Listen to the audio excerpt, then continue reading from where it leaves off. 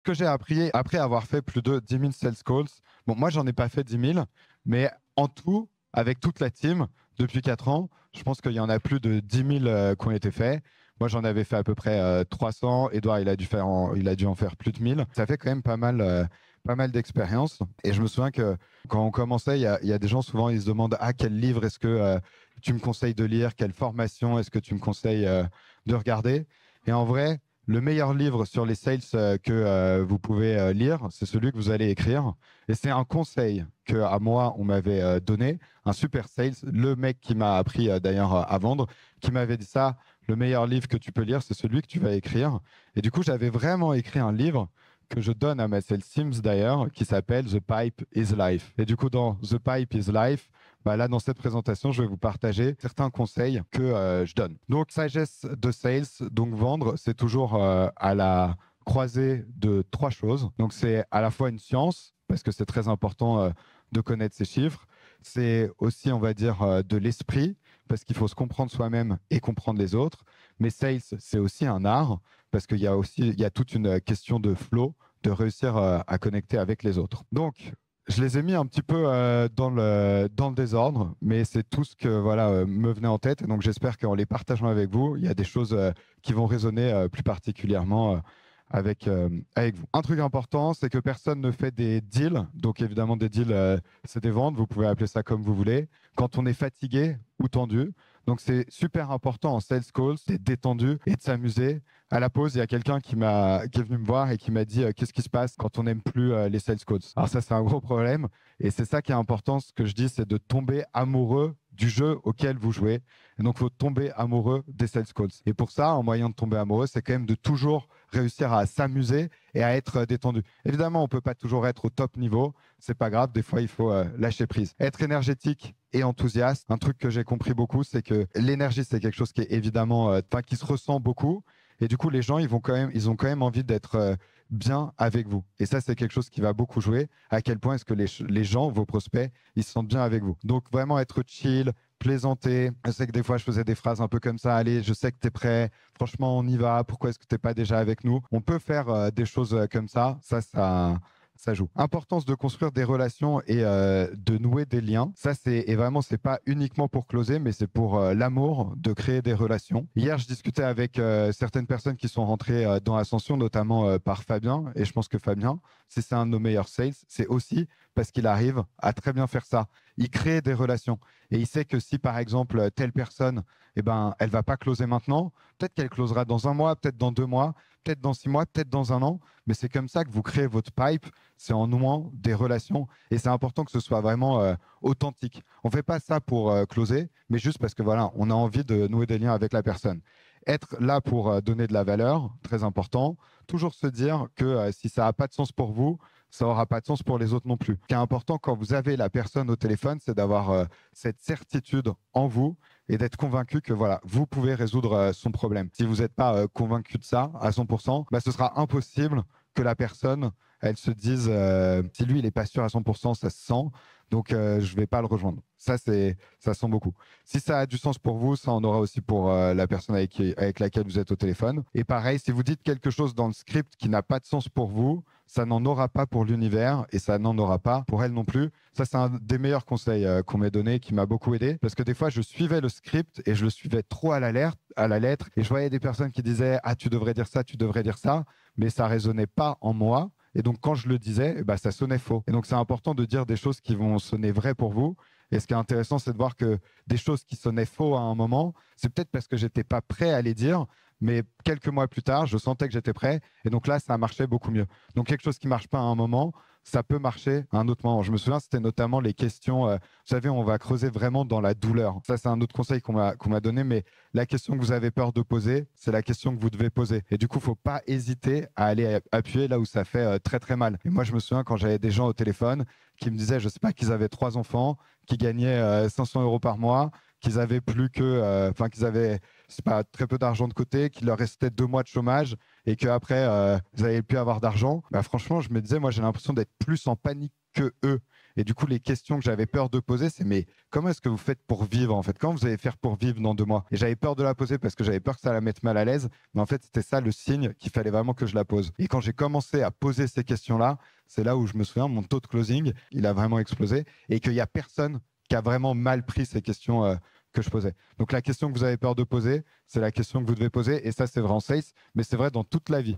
Moi, il y a plein de situations où du coup, je me dis toujours ça. La question que vous avez peur de poser, c'est la question que vous devez poser. Aussi, un truc qui est important, des fois, c'est important de protéger son estime de soi. Parce qu'il y a des prospects, c'est sûr, ils vont être super durs. Des fois, il y a des gens qui vont mal se comporter. Et la majorité du temps, il faut être non réactif. Mais des fois, c'est ce que j'ai mis, vous pouvez vous comporter un peu comme on dit en anglais, on dit asshole, mais c'est un peu comme un connard. Mais c'est important de protéger son estime de soi, protéger son intégrité. Et parfois, eh ben ça, c'est bien de le faire. C'est aussi ce qui va vous renforcer. Et parfois, ça, bah, évidemment, ça va. J'ai presque plus de voix. Et évidemment, ça va. Peut-être que des fois, vous allez perdre de l'argent parce qu'il y a des deals que vous auriez pu closer, mais que vous n'allez pas closer. Mais ça en vaut beaucoup plus à long terme. Important de tenir sa parole. Si vous avez fait une proposition, mais qu'elle a été refusée, ne pas en faire d'autres. Ce que je veux dire par là, c'est que nous, on ne le fait plus en ce moment, mais pendant longtemps, on a fait, vous savez, ce que je vous encourage à faire d'ailleurs, l'incentive. Si vous nous rejoignez maintenant, vous avez tant de réduction, mais par contre, c'est que aujourd'hui. Et du coup, ça, c'est un truc, je sais que certains de nos sales, ils le faisaient vraiment. Et c'est important de le faire vraiment et de se dire, OK, il y a des gens qui nous rejoignent plus tard, mais qui vont payer beaucoup plus cher. Savoir dire non à de l'argent aussi, ça, c'est quelque chose qui va vous rendre très fort. En gros, quand on dit qu'on n'accepte pas tout le monde dans Ascension ou dans l'académie, c'est vrai. Et en fait, le fait que vous refusiez des gens, ça va vachement renforcer quelque chose sur lequel on insiste beaucoup dans la vente, c'est la frame. Que ce soit dans Ascension ou dans l'académie, il y a des gens, ils vont vous dire, vous allez donner un prix, ils vont dire, ah moi, je veux bien te rejoindre, mais par contre, tu me le fais à ce prix-là. Et du coup, c'est super important de jamais dire oui à ça, parce que si vous dites oui une fois, vous allez dire oui d'autres fois, et surtout si ça se sait dans vos clients, alors là, c'est catastrophique. C'est dur des fois, surtout au début où, je sais pas, peut-être des fois, vous allez avoir des mois compliqués et vous allez dire, ah, peut-être c'est vrai, là, je pourrais avoir 4000 euros facilement, mais surtout, ne jamais faire ça. Et à partir du moment où vous arrivez à dire non à de l'argent, ça vous rend beaucoup plus fort. Savoir de quoi vous parlez, donc c'est toujours la meilleure approche de la vente. Les gens n'achètent pas aux vendeurs, ils achètent à des conseillers, à des experts. Pas être le meilleur vendeur, mais être le meilleur expert. C'est aussi pour ça que je disais hier que c'est important que le meilleur closer, ce soit vous, parce qu'en fait, la niche, vous la connaissez très bien. Et en plus, nous, avec Edouard, dans la façon dont on vous apprend, c'est de devenir très fort en ads, très fort en sales, mais très fort en produit aussi. Et c'est le fait d'être très fort en produit, de super bien connaître les problématiques de vos élèves, que vous allez être trop fort en vente. Parce que c'est ça qui va faire que vous posez les bonnes questions. Et l'expertise, c'est quelque chose qui est très dur à faker, la vraie expertise, et obligatoirement, les gens le sentent. L'estime de soi, donc ça, je le rappelle ici, se sentir bien avec soi-même. Si vous vous sentez bien avec vous-même, l'autre se sentira bien avec vous. Donc être chill, fun, have fun, enjoy. Nous, on le voit sur certains de nos closers, en fonction de leur état émotionnel, leur performance varie vachement. Je ne sais pas s'il y a quelqu'un qui va avoir un problème avec sa copine ou si, je ne sais pas, quelqu'un dans sa famille va être malade, les performances, elles diminuent vachement. Donc, pas sous-estimer cette partie énergétique. Ouais, moi, je pense que c'est de savoir dire non en vrai. Hein. C'est, tu vois, des fois, il y a des gens, ils vont, surtout quand tu es un peu plus débutant en termes de closing, ils vont aller toucher les points faibles. Toi, ils vont vachement, ça se sent vachement. Et du coup, ils vont venir appuyer là-dessus et puis savoir recadrer les gens. Hein, et dire non, tu vois, et accepter de dire, OK, bah, peut-être que là, je perds une vente, mais c'est pas grave, je renforce mon estime de moi. Mettre les gens à l'aise, donc leur faire comprendre que tout va bien, que vous êtes là pour eux. C'est important que les gens ils se sentent en confiance avec vous. Si la personne elle se sent pas en confiance avec vous, c'est impossible de la closer. Mentalité d'abondance. C'est pour ça que j'ai le livre que j'avais écrit, je l'avais appelé The Pipe is Life. Parce qu'en fait, si vous avez un pipe qui est plein, c'est-à-dire que vous savez que, je sais pas, aujourd'hui vous avez 4 calls. Et du coup, le premier call, vous savez que, ben, en vrai, si la personne, elle close pas, c'est pas grave parce que vous avez encore 3 calls après, que le lendemain, vous allez en avoir 4, etc., etc. C'est ça qui vous rend très, très fort. Donc, c'est pour ça qu'en vrai, avoir un pipe qui est plein, c'est ce qui rend le plus fort. Et c'est pour ça qu'avec Edouard, on n'est jamais stressé. Quand le closing rate, il est pas bon, c'est embêtant, mais on n'est pas trop stressé. C'est plus les ads. Si vraiment, il n'y a pas de lead, si le lead flow, il est pas bon, c'est ça qui va vraiment plus nous embêter. Connaître ces chiffres, parce que c'est comme dans tout, c'est avec les ads, c'est avec les sales. On essaie toujours de se réguler par la data, jamais par les émotions. Je sais que là, par exemple, il y en a beaucoup qui sont à leur premier sales calls. Et en vrai, c'est dur de dire est-ce qu'on est bon en closing ou est-ce qu'on est mauvais en closing quand on a fait que 10 sales calls. Donc c'est pour ça, il faut juste se dire, OK, combien j'ai fait de sales calls, combien j'ai fait d'offres, etc. Regardez ces choses-là. Et dire non, pour l'instant, en fait, je ne sais pas. Ne jamais contredire quelqu'un en call. Ça, c'est quelque chose sur lequel j'insiste encore avec ma team. Mais c'est vraiment cette idée que si quelqu'un vous dit que, je sais pas, imaginons le mur, il est blanc, mais la personne, elle le voit noir, vous lui dites que c'est noir, en fait. Parce que si vous rentrez dans une bataille de comme ça, on essaie de contredire, ça fait que la personne, elle va, je sais pas, se mettre en garde un peu. Et du coup, ça va vraiment servir à rien. Donc, jamais partir dans des batailles comme ça et jamais partir dans des batailles d'ego. Ça, c'est super important. Nous, ce qu'on veut, c'est juste aider la personne et lui montrer qu'on est la meilleure personne pour l'aider. On ne veut pas lui montrer qu'on a raison. Donc, toujours dire oui, oui, je suis d'accord, mais est-ce que tu ne penses pas que parfois, quand même, ouais, c'est des petites phrases comme ça, mais toujours aller dans le sens de la personne. Processus mécanique versus processus fluide. C'est-à-dire, je trouve qu'en vente, il y a deux façons de vendre et le mieux, c'est de réussir à combiner un petit peu les deux. C'est d'être très technique, mais en même temps, très dans ce que j'appelle la fluidité, c'est dans la présence avec la personne, dans la connexion. Il y a des personnes qui peuvent... Nous, on avait un vendeur comme ça, il était pas très technique, mais beaucoup dans la connexion avec la personne. Et juste avec ça, il y arrivait très bien. Ne pas faire d'offre à quelqu'un si vous n'êtes pas sûr à 90% que la personne va acheter. Ça, c'est un truc que j'ai mis du temps à comprendre. Mais en fait, vous savez, c'est le nombre d'offres que vous allez faire. En gros, une offre, c'est quand vous donnez le prix à la personne. Et logiquement, on doit faire une offre que quand on sent que la personne, elle est prête à acheter. Si vous faites l'offre avant, en fait, vous allez donner le prix. Et en fait, quand vous donnez le prix, c'est là où vous lâchez le plus de pouvoir que vous avez. Donc, normalement, 90% des personnes à qui vous faites une offre doivent acheter. C'est ça un peu le ratio, autour de 90%. Être énergétique et positif, donc augmenter l'énergie. Là, je mettais self-training versus instinct. C'est cette idée que, en fait, avec l'expérience, vous allez avoir un instinct qui se développe et du coup, vous pourrez de plus en plus l'écouter.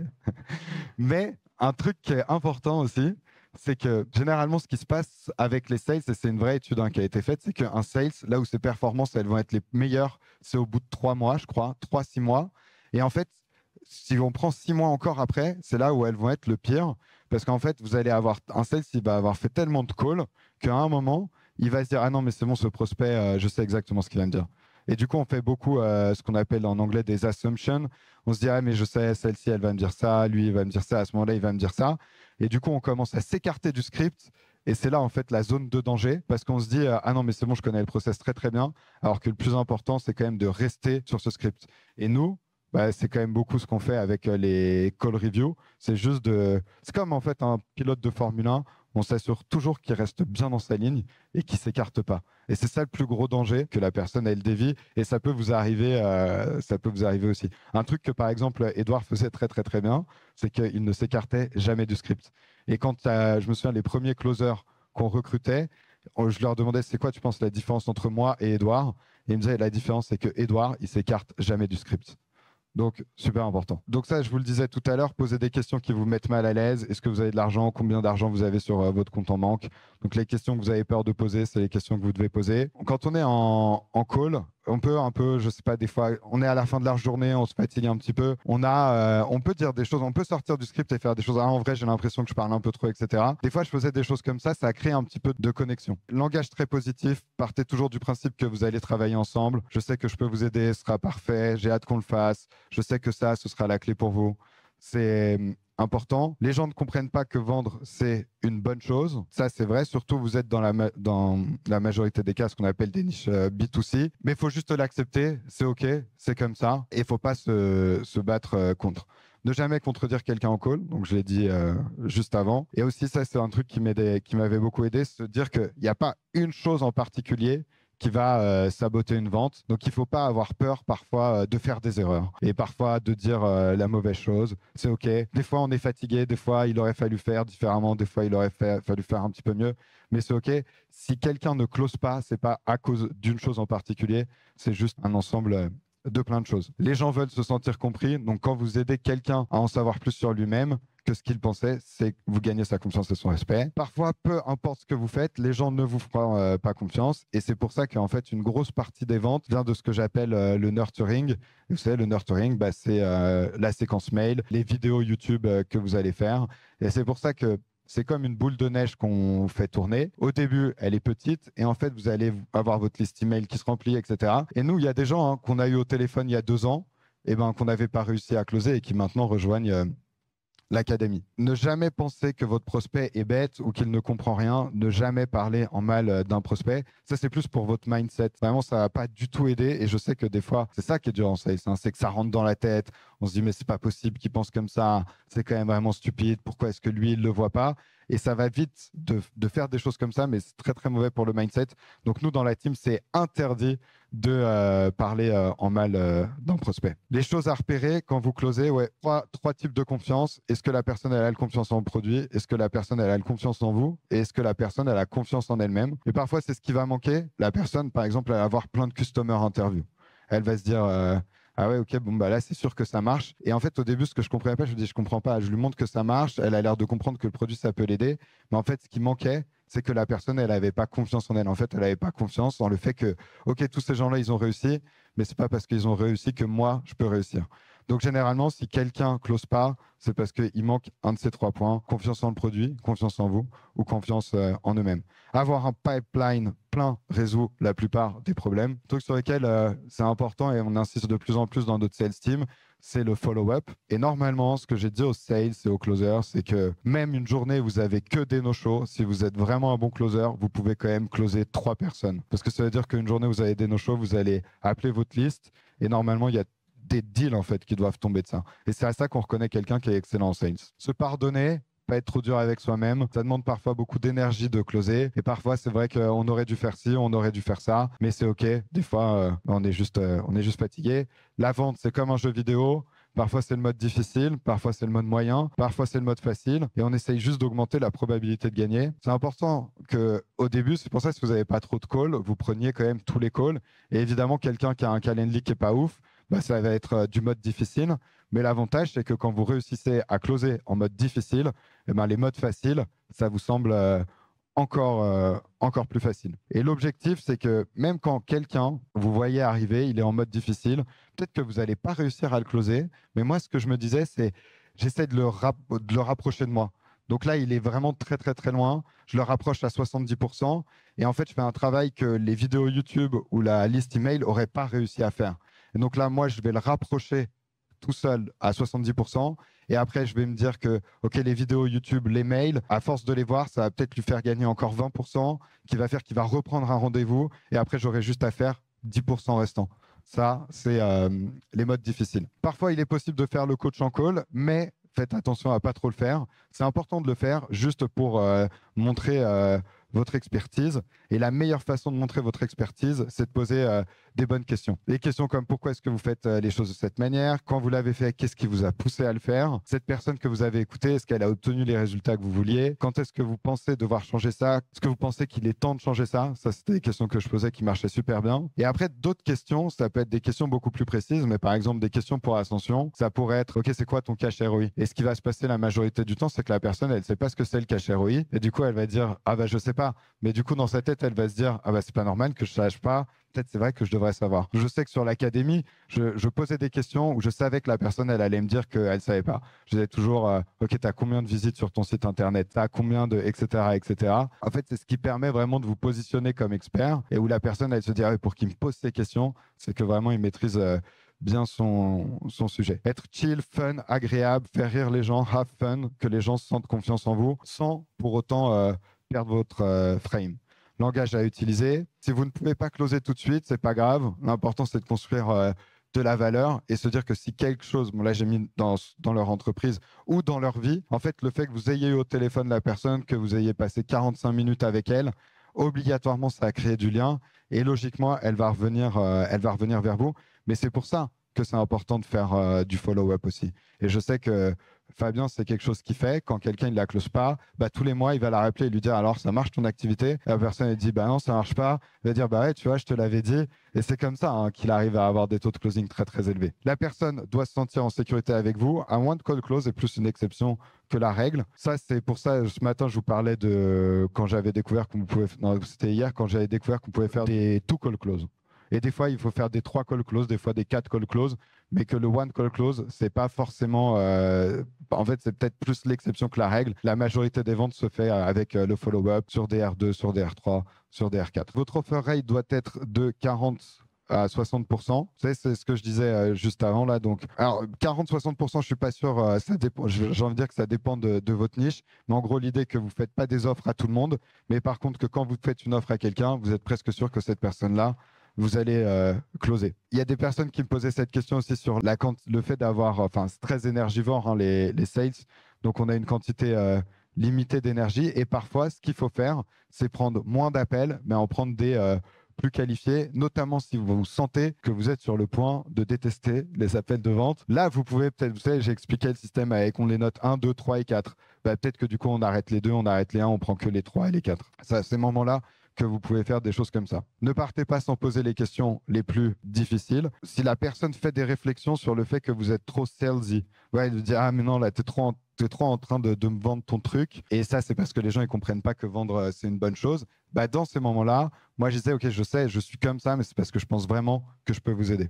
Et ça aidait à bien désamorcer les choses. C'est juste avec le Calendly en fait. Par exemple, tu as le genre j'ai accès, je n'ai pas accès. Et en fait, tu as deux critères en gros. J'ai accès, je n'ai pas accès. Le Calendly, il est détaillé, il n'est pas détaillé. Tu vois, c'est 4, j'ai accès, très détaillé. 3, j'ai accès, pas détaillé. 2, je n'ai pas accès, mais Calendly détaillé. Et 1, je n'ai pas accès et Calendly pas détaillé. En gros, c'est ça. L'objection montre la voie. Généralement, la raison pour laquelle ils ne veulent pas commencer, c'est la raison pour laquelle ils devraient vous rejoindre. Faites des choses pour votre système limbique. Edouard, je me souviens quand il était la journée à faire des sales calls, le soir, il allait tous les soirs jouer au basket. C'est important de se détendre. Et un des meilleurs sales que je connais, entre ces sales calls, il joue à la PlayStation. Donc, ne pas hésiter à faire des trucs un peu comme ça. Donc, vous pouvez jouer à la play entre les sales calls. Équilibrer le travail et l'alimentation de ce système pour vous relaxer et vous détendre. Sur vos days off, dire, voilà, je peux me permettre de faire absolument tout ce que je veux. Pendant les sales calls aussi, ne pas trop parler. Vraiment, c'est plus on parle, plus on prend le risque de dire quelque chose qui va pas aller. Donc c'est pour ça, le meilleur sales call, c'est un sales call où vous parlez juste 10% du temps. C'est vrai pour les sales calls, mais c'est vrai pour les échanges par mail ou les échanges par SMS. Il n'y a pas longtemps, il y a quelqu'un dans ma team. J'ai vu un mail qu'elle avait envoyé à la personne. J'ai dit franchement, c'est même pas la peine que je lise le mail pour savoir que ça va pas. Je vois qu'il fait 10 lignes. Et le simple fait qu'il fasse 10 lignes, c'est que ça ne va pas en fait. Et c'est impossible de raisonner quelqu'un, un prospect, juste par mail en fait. On prend trop le risque de dire des choses qui vont être mal interprétées, etc.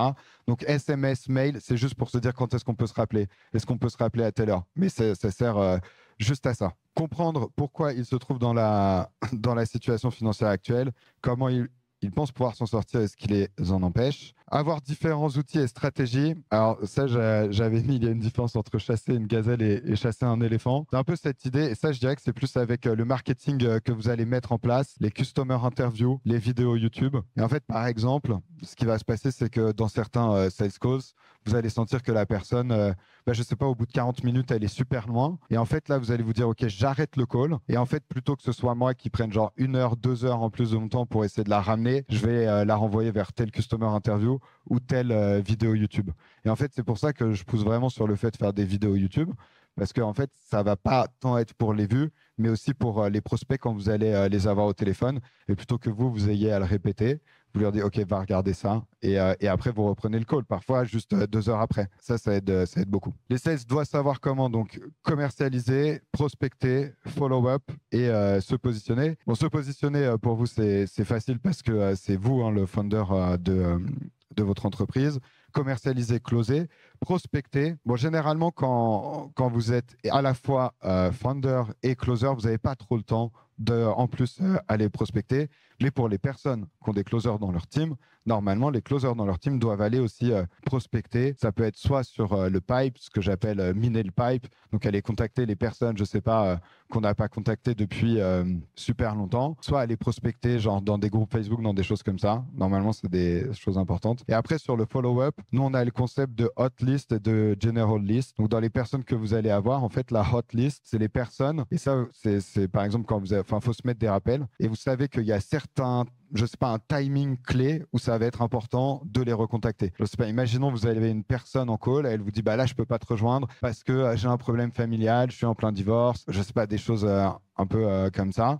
Et du coup, vous dites, OK, là, je sais que c'est pas le bon moment, donc ça sert à rien que je lui fasse une offre maintenant, mais peut-être que dans 2 mois, ce sera le bon moment. Et donc là, cette personne-là, on la met sur la hot list. La general list, c'est plus des personnes où il n'y a pas de timing vraiment clé, mais on les a eu au téléphone et on sent que peut-être ils pourraient closer. Et du coup, ça, c'est des gens, je sais pas, on se dit, OK, une fois par mois, il faut que je les recontacte. Juste leur envoyer un message ou leur appeler ou les appeler pour leur dire, OK, où est-ce que ça en est? Est-ce que ça va mieux? Qu'est-ce que tu as réussi à mettre en place, etc.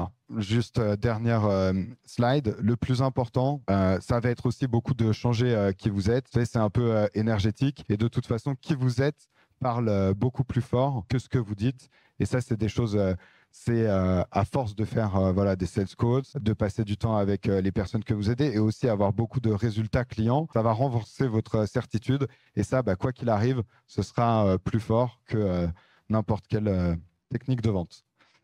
Voilà pour la petite partie sagesse de sales.